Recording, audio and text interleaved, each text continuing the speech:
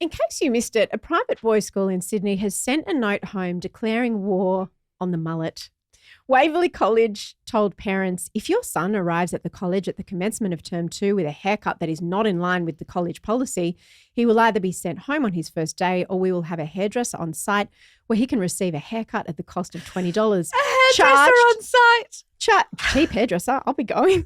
Charged to his school fees account. That's what the deputy principal, Gabby Smith, told parents. This is my favourite part. Your son will be given a choice on this day and a note will be logged on his file. There will be no phone calls home. No correspondence will be entered into. Now, if this is confusing to you, you probably have no teenage boys in your orbit because the humble Aussie mullet, which used to signify, I guess, a certain bogan aesthetic, as you would say, Yes. has become cool among the cool kids. So cool. And I speak from experience. Until recently, my youngest son had what would be referred to as a sick mullet, as did many of his friends. Private schools have long drawn battle lines around haircuts, and a lot of private boys' schools mandate that hair has to be a certain length, and most private girls' schools ban things like shaved heads or hair in unnatural colours.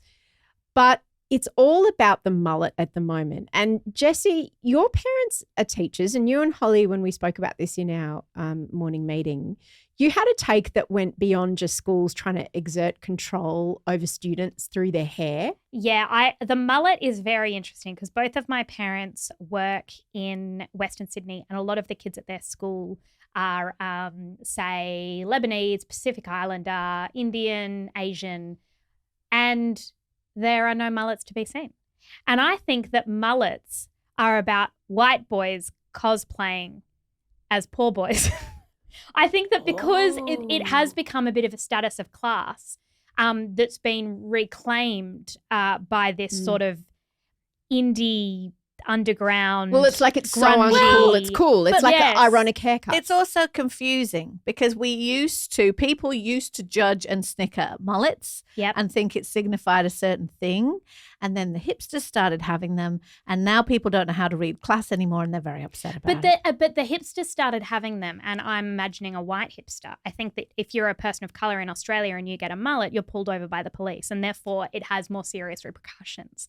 But I spoke to I'm charged with having a bad haircut. I just No, but think you're people, saying it, yeah. it signifies, because when my son, a white boy, had his mullet, people would lean out of cars and go, sick mullet, mate. Yeah, you get away with more as a white person. I will never understand, and I know it's because it's not my world, why schools give a shit about haircuts, skirt lengths, makeup. Like, I don't get it. Holly, I am with you, but I spoke to my parents. Dad is a deputy principal, and he has always said it is never just about the haircut. You can tell when a kid walks in come with a on. mullet. He says when a kid walks in with a mullet, when a kid walks in, he refuses to tuck his shirt in. So my dad, a lot of his job is just going tuck your shirt in, tuck your shirt in. And I'm And like, what a waste of his who time and his cares? intellect. But he says when you crack down on the little things, you would be surprised at how much the big things don't happen. It's the zero tolerance policy. So Yeah. very famously, Rudy Giuliani, before he was Broken windows. crazy, he was a very popular mayor of New York. And the theory of zero tolerance is that New York used to have a really, really high crime rate. So, tourism used to be terrible because everyone was scared of being mugged. And what Rudy Giuliani did was that he introduced this zero tolerance policy whereby they would crack down on things like broken windows and graffiti, because the theory goes that if you crack down on the small things, it sets the tone or it changes the culture.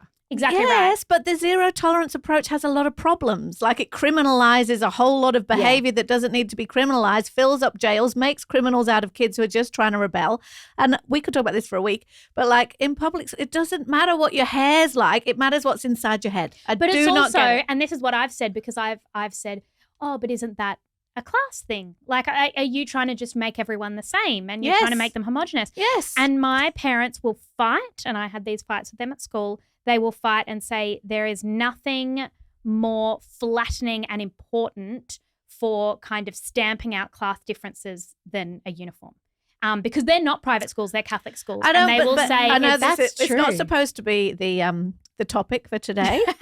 But I will argue about this for 10 years as well because I know that, right? Yep. That's why in Britain, like where I grew up, like nearly every public school has a school uniform as it does here in Australia, whereas in America it doesn't. And but kids will find their ways around that every time, right? They'll find their ways around that with the shoes that they're wearing. No, watch the that they're more wearing. strict the uniform code, the harder it is for them to do that. So at my daughter's school, for example, they're really strict about things like earrings, jewelry, and it drives the girls crazy. But to me, I like it. I mean, it's so funny because, of course, I used to rebel when I was at school, Yeah.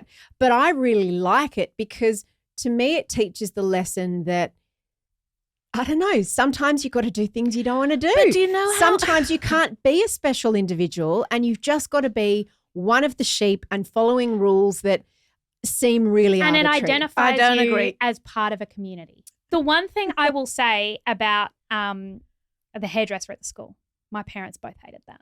They went, nah, we are not employing hairdressers at a school. There needs to be consequences.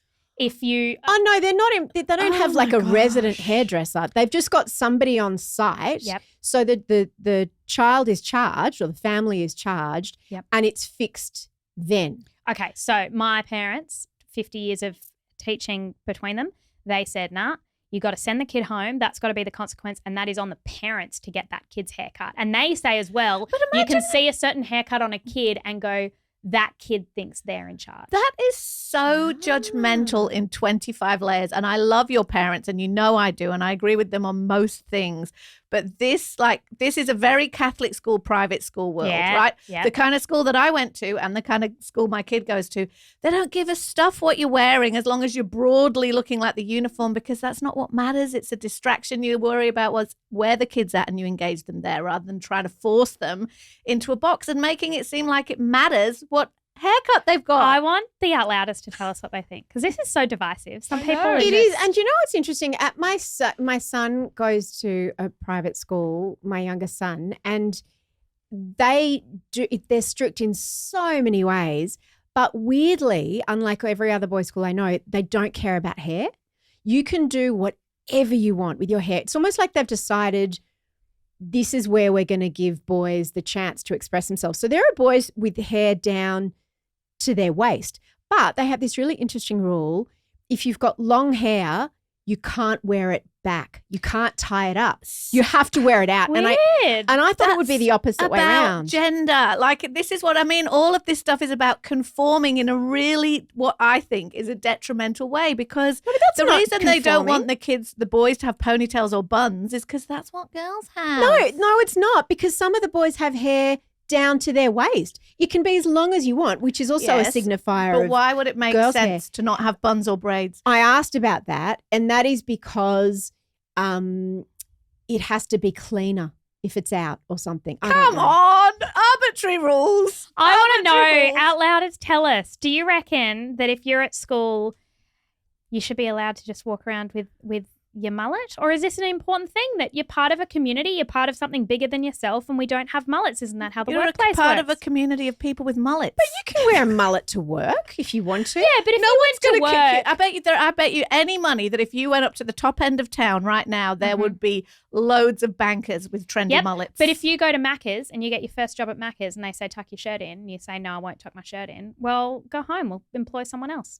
But that's hygiene. Anyway. No, it's learning that there are certain rules that you have to follow in life, Well, even if you don't personally agree I with would them. argue that there are rules that are more important than others.